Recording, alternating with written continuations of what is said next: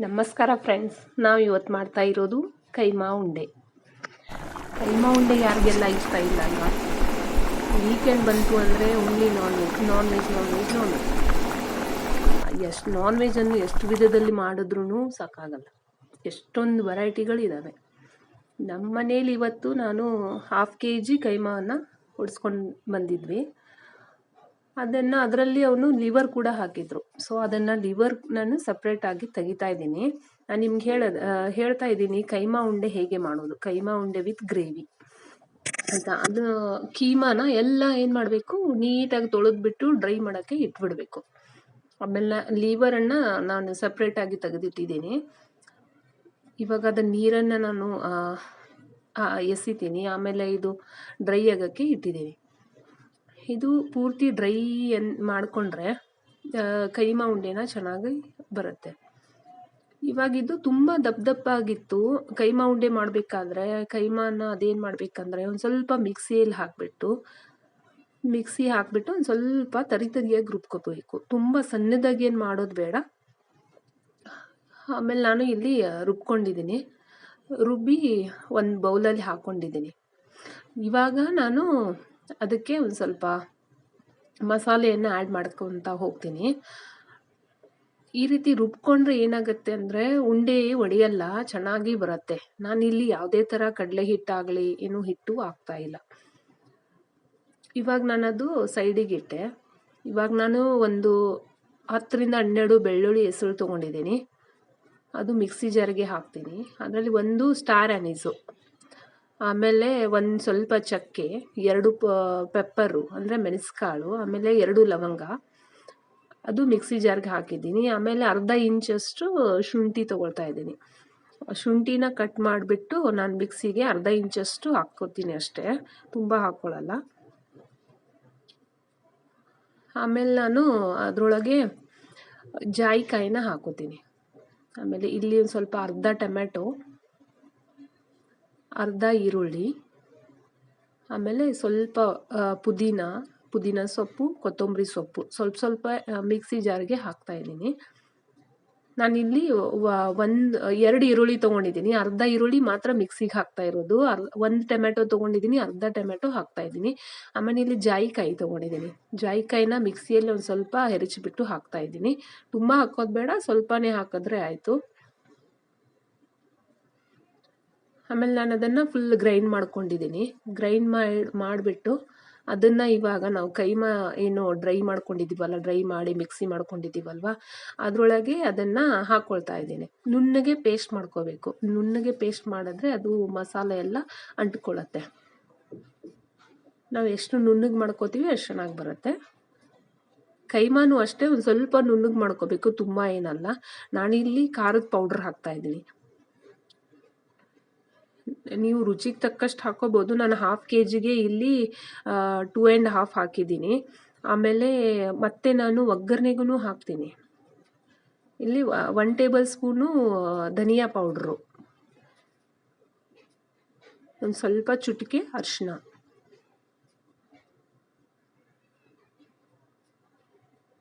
ಆಮೇಲೆ ಅರ್ಧ tea spoon ಉಪ್ಪು ಹಾಕ್ಕೊಳ್ತಾ ಇದ್ದೀನಿ.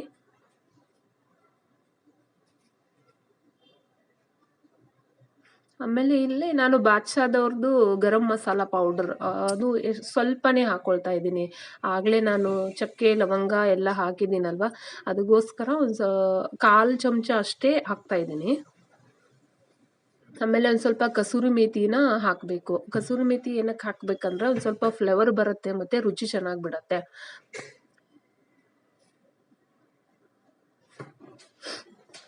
ಸ್ವಲ್ಪ ಕ್ರಷ್ ಮಾಡಿಬಿಟ್ಟು ಹಾಕ್ತಾಯಿದ್ದೀನಿ.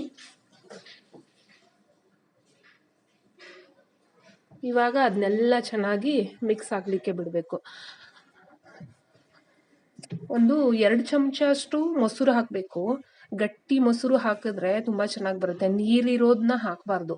ನೀರಿನ ಅಂಶ ಇಲ್ಲದೆ ಇರೋದನ್ನ ಗಟ್ಟಿಯಾಗಿರುವ ಮೊಸರು ಹಾಕಬೇಕು. ಮೊಸರು ಹಾಕಿದ್ರೆ ಒಂದು ಸ್ವಲ್ಪ ಟೇಸ್ಟ್ ಚೆನ್ನಾಗಿ ಬರುತ್ತೆ, ಹುಳಿ ಹಾಗೆ. ತುಂಬ ಹಾಕಬಾರ್ದು, ಸ್ವೀಟ್ ಮೊಸರು ಇರಲಿ, ಫ್ರೆಶ್ಶು. ಆಮೇಲೆ ಚೆನ್ನಾಗಿ ಕಲಿಸ್ಕೋಬೇಕು.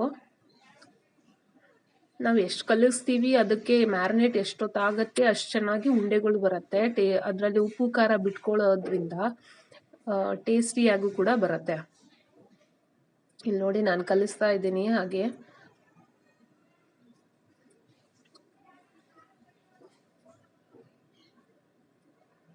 ಇವಾಗ ನಾನು ಒಂದು ಸ್ವಲ್ಪ 1 ಟೇಬಲ್ ಸ್ಪೂನಷ್ಟು ಎಣ್ಣೆ ಹಾಕೊಳ್ತಾ ಇದ್ದೀನಿ. ಎಣ್ಣೆ ಏನಕ್ಕೆ ಹಾಕೋಬೇಕಂತಂದರೆ ಅದು ನೀಟಾಗಿ ಅಬ್ಸರ್ವ್ ಮಾಡುತ್ತೆ ಎಲ್ಲ ಮಸಾಲಾಸು ಮತ್ತು ಖಾರ ಪೌಡ್ರು. ನನಗೆ ಯಾಕೋ ಖಾರ ಕಡಿಮೆ ಅನಿಸ್ತು, ಅದಕ್ಕೋಸ್ಕರ ನಾನು ಇನ್ನೊಂದು ಸ್ವಲ್ಪ ಖಾರ ಹಾಕ್ಕೊಳ್ತಾ ಇದ್ದೀನಿ. ಖಾರ ಹಾಕಿಬಿಟ್ಟು ಎಣ್ಣೆ ಹಾಕಿ ಆಮೇಲೆ ಕಲಿಸ್ತಾ ಇದ್ದೀನಿ. ನಾವು ಕಲಿಸ್ತಾನೆ ಇರಬೇಕು ಅದನ್ನು, ಅಂದರೆ ಸ್ವಲ್ಪ ಉಪ್ಪು ಖಾರ ಹೀರ್ಕೋಬೇಕು ಅಂತ ಹೇಳಿಬಿಟ್ಟು. ಈ ರೀತಿ ಮಾಡೋದ್ರಿಂದ ಕೈಮಾ ಉಂಡೆ ತುಂಬ ಚೆನ್ನಾಗಿ ಬರುತ್ತೆ.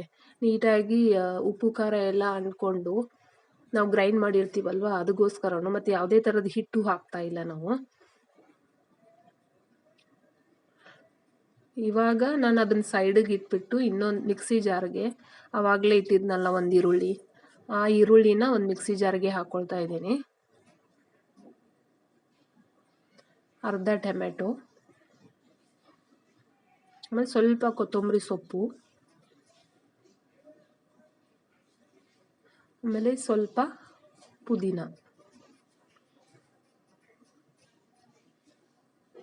ಇವೆಲ್ಲನ ನಾನೇನು ಮಾಡ್ತೀನಿ, ಮಿಕ್ಸಿ ಮಾಡ್ಕೊತೀನಿ, ರುಬ್ಕೊತೀನಿ. ಫುಲ್ಲು ಫೈನ್ ಪೇಸ್ಟ್ ಮಾಡಿಕೊಂಡು ಸೈಡಿಗೆ ಎತ್ತಿಟ್ಬಿಡ್ತೀನಿ.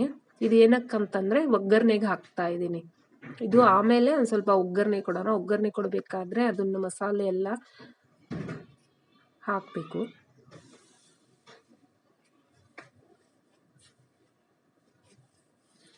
ಇವಾಗ ನೋಡಿ ಇದು ಮ್ಯಾರಿನೇಷನ್ ಆಗಿದೆ.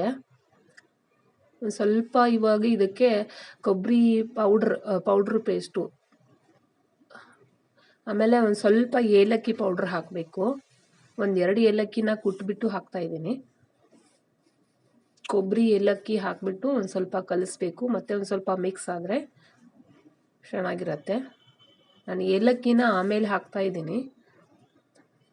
ನೀವು ಮೊದಲು ಕೂಡ ಹಾಕ್ಬೋದು ಮಿಕ್ಸಿಗೆಲ್ಲ ಅಂತಂದರೆ ಅದು ಹಿಂಗೆ ಬಾಯಲ್ಲಿ ಸಿಗಲ್ಲ. ಏಲಕ್ಕಿ ಒಂದು ಸ್ವಲ್ಪ ಆಮೇಲೆ ಹಾಕಿದ್ರೆ, ಕುಟ್ಟಿ ಹಾಕಿದ್ರೆ ಒಂದು ಸ್ವಲ್ಪ ಬಾಯಿಗೆ ಬರುತ್ತಲ್ವ, ತುಂಬ ಚೆನ್ನಾಗಿ ಅನಿಸುತ್ತೆ.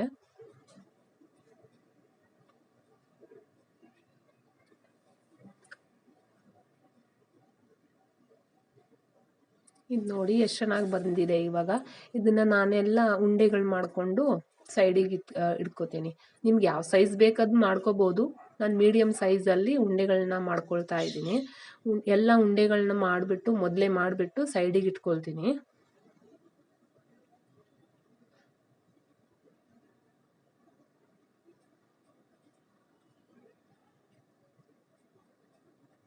ಇವಾಗೆಲ್ಲ ಉಂಡೆಗಳು ರೆಡಿ ಆಗ್ತಾ ಇದೆ.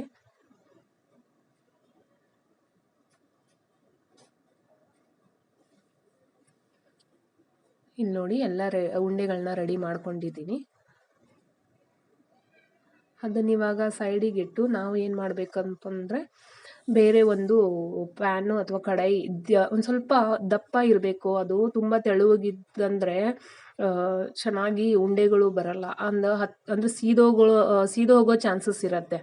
ಅದಕ್ಕೆ ಕಾರಣ ನಾವು ಒಂದು ಸ್ವಲ್ಪ ದಪ್ಪಗಿರೋ ಕಡಾಯಿಯನ್ನು ತಗೋಬೇಕು. ಆಮೇಲೆ ಅದನ್ನು ಕಾಯಕ್ಕೆ ಇಟ್ಟಿದ್ದೀನಿ. ಸ್ವಲ್ಪ ಕಾದ್ಮೇಲೆ ಅದರಲ್ಲಿ ನಾನು ಒಂದು 2 ಟೇಬಲ್ ಸ್ಪೂನಷ್ಟು ಎಣ್ಣೆ ಹಾಕ್ಕೊಳ್ತೀನಿ.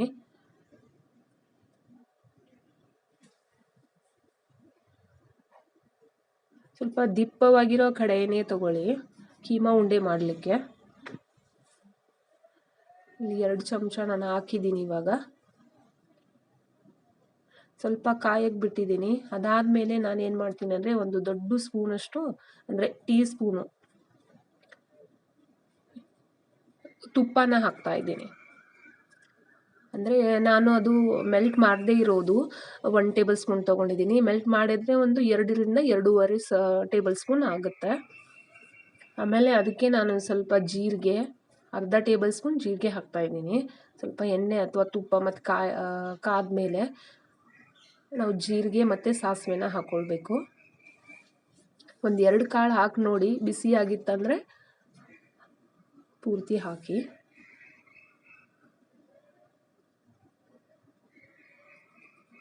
ಇವಾಗ ಹಾಕಿದ್ದೀನಿ.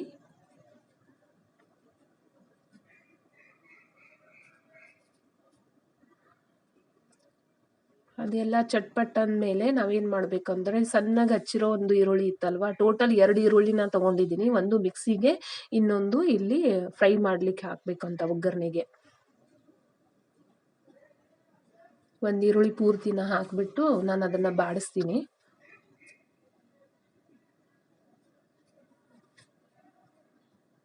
ಇಲ್ಲಿ ನೋಡಿ, ಆಮೇಲೆ ಅದರೊಳಗೆ ಒಂದು ಸ್ವಲ್ಪ ಕರಿಬೇವು ಹಾಕಬೇಕು.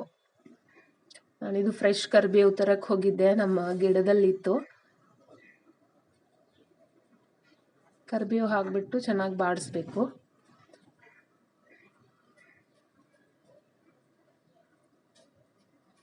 ಮತ್ತು ಇನ್ನೊಂದು, ಇದು ಶುಂಠಿ ಬೆಳ್ಳುಳ್ಳಿ ಪೇಸ್ಟ್ ಮಾಡಿದ್ವಲ್ಲ, ಎಲ್ಲ ಗರಂ ಮಸಾಲ ಹಾಕಿ ಅದು ಕೀಮಾಗಿ ಹಾಕಿದ್ವಲ್ಲ, ಅದರಲ್ಲಿ 2 ಸ್ಪೂನ್ ನಾನು ಎತ್ತಿಟ್ಟಿದ್ದೆ. ನಾನು ನಿಮ್ಗೆ ಹೇಳಿದ್ದೆ, ಅದನ್ನು ಉಳಿದಿರೋದನ್ನ ಏನು ಮಾಡ್ಬೇಕಂತಂದರೆ ಒಗ್ಗರಣೆಗೆ ಹಾಕಿಬಿಟ್ಟು ಚೆನ್ನಾಗಿ ಬಾಡಿಸ್ಬೇಕು. ಅದು ಚೆನ್ನಾಗಿ ಬಾಡಿಸಿದ್ಮೇಲೆ ಏನಾಗಬೇಕಂದ್ರೆ ಮಿಕ್ಸಿ ಮಾಡಿದ್ವಲ್ಲ ಈರುಳ್ಳಿ, ಟೊಮ್ಯಾಟೊ, ಕೊತ್ತಂಬರಿ ಸೊಪ್ಪು ಮತ್ತು ಪುದೀನ ಸೊಪ್ಪನ್ನ ಅದು ಕೂಡ ಇದ್ರೊಳಗೆ ಹಾಕಬೇಕು. ಅದು ಇದ್ರೊಳಗೆ ಹಾಕಿಬಿಟ್ಟು ಚೆನ್ನಾಗಿ ಬಾಡಿಸ್ಬೇಕು. ಇನ್ನು ನೋಡಿ, ಎಣ್ಣೆ ಬಿಟ್ಕೊಳ್ತಾ ಇದೆ. ಎಣ್ಣೆ ಬಿಡೋ ತನಕನೂ ಬಾಡಿಸ್ತಾನೆ ಇರಬೇಕು.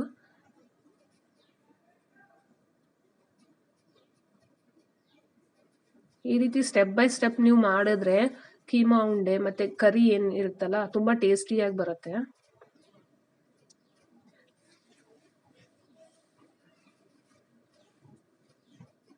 ಇದೆಲ್ಲನೂ ನೀವು ಸಣ್ಣ ಫ್ಲೇಮಲ್ಲೇ ಮಾಡ್ತಾ ಇರಬೇಕು. ಹಾಗೆ ಬಿಡಬಾರ್ದು. ಒಂದು ಸ್ವಲ್ಪ ನೀವು ಅದನ್ನು ಸೌಟ್ ಮಾಡ್ತಾನೆ ಇರಬೇಕು. ಇವಾಗ ನೋಡಿ, ನಾನು ಅದು ಕೈಮಾ ಉಂಡೆ ಮಾಡಿದ್ನಲ್ವ, ಅದು ತಗೊಳ್ತಾ ಇದ್ದೀನಿ.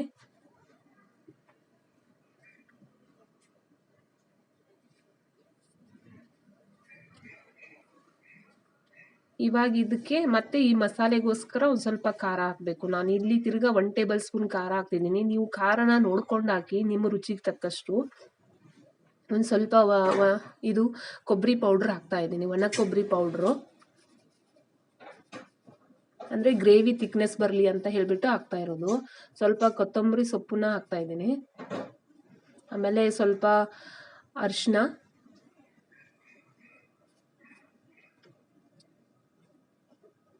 ಸ್ವಲ್ಪ ಧನಿಯಾ ಪೌಡ್ರು, ಇನ್ನೊಂದು ಸ್ವಲ್ಪ ಹಾಕಬೇಕು. ಅಂದರೆ ಅರ್ಧ ಟೀ ಸ್ಪೂನ್ ಅಷ್ಟೇ, ಯಾಕಂದರೆ ನಾವು ಮ್ಯಾರಿನೇಷನ್ಗೆ ಆವಾಗಲೇ 1 ಟೇಬಲ್ ಸ್ಪೂನ್ ಹಾಕಿದ್ದೀವಿ. ಈ ಗ್ರೇವಿಗೋಸ್ಕರ ಅಷ್ಟೇ, ಗ್ರೇವಿಗೆ ಎಷ್ಟು ಬೇಕು ಮಸಾಲ ಅಷ್ಟೇ ಹಾಕ್ಕೊಳ್ತಾ ಇರಬೇಕು.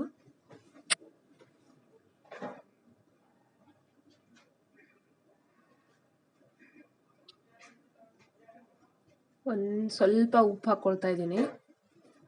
ಅರ್ಧ ಟೇಬಲ್ ಸ್ಪೂನ್ಗಿಂತನೂ ಕಡಿಮೆ ಹಾಕಬೇಕು, ಮಸಾಲದಲ್ಲಿ ಆಲ್ರೆಡಿ ಇದೆ.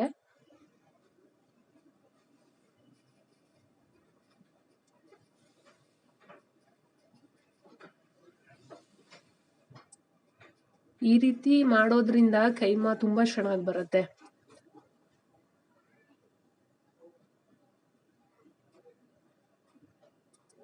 ಈ ಉಂಡೆಗಳನ್ನು ನಾನೀಗ ಒಂದೊಂದಾಗಿ ಅದರಲ್ಲಿ ಹಾಕ್ತೀನಿ. ಆ ಮಸಾಲ ಎಲ್ಲ ಸ್ಪ್ರೆಡ್ ಮಾಡಬೇಕು. ಸ್ಪ್ರೆಡ್ ಮಾಡಿಬಿಟ್ಟು ಅದರಲ್ಲಿ ಒಂದೊಂದಾಗಿ ಹಾಕಿ ಸೈಡಿಗೆ ಬಿಡಬೇಕು. ಈ ಉಂಡೆ ಇದೆಯಲ್ವಾ, ಇದೇ ಡೈರೆಕ್ಟ್ ನೀವು ಎಣ್ಣೆಯಲ್ಲಿ ಫ್ರೈ ಮಾಡಿ ಹಾಗೂ ಕೂಡ ತಿನ್ಬೋದು. ಆ ರೀತಿನೂ ತುಂಬ ಚೆನ್ನಾಗಿರುತ್ತೆ. ನಾನು ಅದು ವಿಡಿಯೋನೂ ಕೂಡ ಅಪ್ಲೋಡ್ ಮಾಡ್ತೀನಿ. ಇನ್ನೊಂದು ಜಸ್ಟ್ ಕೀಮಾ ಬಾಜಿ ಥರ ಮಾಡ್ತೀನಿ, ಅದೊಂದು ವೆರೈಟಿ ಇದೆ. ಅದು ನೆಕ್ಸ್ಟ್ ವಿಡಿಯೋದಲ್ಲಿ ಹಾಕ್ತೀನಿ. ನನ್ನ ಫ್ರೆಂಡ್ ಒಬ್ಬರು ಹೇಳಿದರು, ಅದು ನನಗೆ ಕೈಮಾ ಉಂಡೆನೇ ಬೇಕು, ಹೇಗೆ ಮಾಡ್ತೀಯ ನೀನು ಹೇಳು, ತುಂಬ ಚೆನ್ನಾಗಿ ಮಾಡ್ತೀಯ ಅಂದಿದ್ರು. ಅದಕ್ಕೋಸ್ಕರ ಈ ವಿಡಿಯೋನ ಅಪ್ಲೋಡ್ ಮಾಡ್ತಾ ಇದ್ದೆ.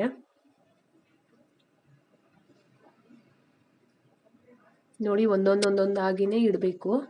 ಒಂದ್ರ ಪಕ್ಕನೇ ಒಂದೊಂದು ಇಡಿ. ನಾನೀಗೆಲ್ಲ ಕೀಮಾ ಉಂಡೆನ ಹಾಕಿಟ್ಟಿದ್ದೀನಿ. ಇವಾಗ ಅದಕ್ಕೆ ಮುಚ್ಚಳನ ಇಟ್ಟು ಸಣ್ಣ ಉರಿಯಲ್ಲಿ ಇಟ್ಬಿಡ್ತೀನಿ. ಸಣ್ಣ ಉರಿಯಲ್ಲೇ ಇಟ್ಬಿಡಬೇಕು, ಯಾಕಂದರೆ ಅದು ನೀರು ಬಿಟ್ಕೊಳ್ಳುತ್ತೆ. ಇವಾಗ ನೋಡಿ, ಒಂದು 5 ನಿಮಿಷ ಬಿಟ್ಟಿದ್ದೆ. 5 ನಿಮಿಷ ಆದಮೇಲೆ ಅದನ್ನೆಲ್ಲ ಎಣ್ಣೆ ಬಿಟ್ಕೊಳ್ತಾ ಇದೆ. ನಾನು ತುಂಬ ಏನು ಅಲ್ಗಾಡಿಸಿಲ್ಲ, ಯಾಕಂದರೆ ಇನ್ನೂ ಹಸಿ ಇದೆ ಅದು. ಮತ್ತೆ ತಿರ್ಗಾ ಮುಚ್ಚಿದ್ದೀನಿ. ಇವಾಗ ನೋಡಿ ಇನ್ನು 5 ನಿಮಿಷ ಆದಮೇಲೆ ಎಲ್ಲ ನೀರು ಹೆಂಗೆ ಬಿಟ್ಕೊಂಡಿದೆ. ಸ್ವಲ್ಪ ಸ್ವಲ್ಪ ಹಾಗೇ ಸ್ವಲ್ಪ ತಿರ್ಸ್ಬೇಕು. ತುಂಬ ಜಾಸ್ತಿ ತಿರ್ಸಕ್ಕೆ ಹೋದ್ರೆ ಏನಾಗತ್ತಂದರೆ ಉಂಡೆಗಳು ಒಡೆಯುತ್ತೆ. ನಾನೀಗ ಟೋಟಲ್ ಇದನ್ನು ನಾನು 15 ನಿಮಿಷ ಕುದಿಸಿದ್ದೀನಿ. ಆಗ ನೋಡಿ ಉಂಡೆಗಳು ಎಷ್ಟು ಚೆನ್ನಾಗಿ ಬಂದಿದೆ. ತಿರ್ಗಾ ನಾನು ಮುಚ್ಚಿದ್ದೀನಿ. ಮುಚ್ಚಿಬಿಟ್ಟು ಅದು ನೀರು ಡ್ರೈ ಆಗೋ ತನಕ ಹಾಗೆ ಬಿಡಬೇಕು. ಸ್ವಲ್ಪ ಉಪ್ಪು ಖಾರ ಟೇಸ್ಟ್ ಮಾಡ್ಕೊಳ್ಳಿ. ನಿಮ್ಗೆ ಬೇಕಂದರೆ ಇನ್ನೂ ಸ್ವಲ್ಪ ಖಾರ ಉಪ್ಪು ಹಾಕೋಬೋದು. ನಾನು ನೋಡಿದೆ ಕರೆಕ್ಟ್ ಆಗಿತ್ತು. ಇವಾಗ ನೋಡಿ ನಾನು ಇದರಲ್ಲಿ ನೋಡಿ ಯಾವ ರೀತಿ ಎಣ್ಣೆ ಎಲ್ಲ ಬಿಟ್ಕೊಂಡಿದೆ. ಅದನ್ನು ನಾವು ಎಣ್ಣೆನೂ ತುಂಬ ಹಾಕಿಲ್ಲ, ಯಾಕಂದರೆ ಆಲ್ರೆಡಿ ಕೀಮಾದಲ್ಲಿ ತುಂಬ ಕೊಬ್ಬಿರತ್ತಲ್ವ, ಹಾಗಾಗಿ ಸ್ವಲ್ಪ ಕಡಿಮೆ. ಇವಾಗ ನಾನು ಸ್ವಲ್ಪ ಅದು ಮಿಕ್ಸಿ ಜಾರೆಲ್ಲ ತೊಳೆದ್ಬಿಟ್ಟು ಸ್ವಲ್ಪ ನೀರು ಹಾಕ್ತಾ ಇದ್ದೀನಿ. ಅದು ರುಬ್ಕೊಂಡಿರೋ ಮಿಕ್ಸಿ ಜಾರ್ ಇತ್ತಲ್ವ, ಅದಕ್ಕೆಲ್ಲ ಮಸಾಲೆ ಮೆತ್ಕೊಂಡಿತ್ತು. ಅದನ್ನ ತೊಳೆದ್ಬಿಟ್ಟು ನಾನು ಸ್ವಲ್ಪ ನೀರು ಬಿಸಿ ಮಾಡ್ಕೊಂಡಿದ್ದೀನಿ. ಬಿಸಿ ಮಾಡಿಬಿಟ್ಟು ಆ್ಯಡ್ ಮಾಡ್ಕೊಳ್ತಾ ಇದ್ದೀನಿ. ಆ್ಯಡ್ ಮಾಡಿಬಿಟ್ಟು ನಾನು ಅದನ್ನು ಮುಚ್ಚಿಡ್ತೀನಿ.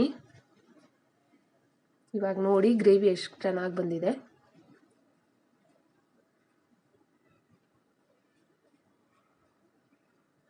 ನೋಡಿ ಕಲರ್ ಎಷ್ಟು ಚೆನ್ನಾಗಿ ಬಂದಿದೆ. ಇವಾಗ ಮಿಕ್ಕಿರೋದು ಸ್ವಲ್ಪ ಪುದೀನ ಮತ್ತು ಕೊತ್ತಂಬರಿ ಸೊಪ್ಪನ್ನ ಹಾಕಬೇಕು.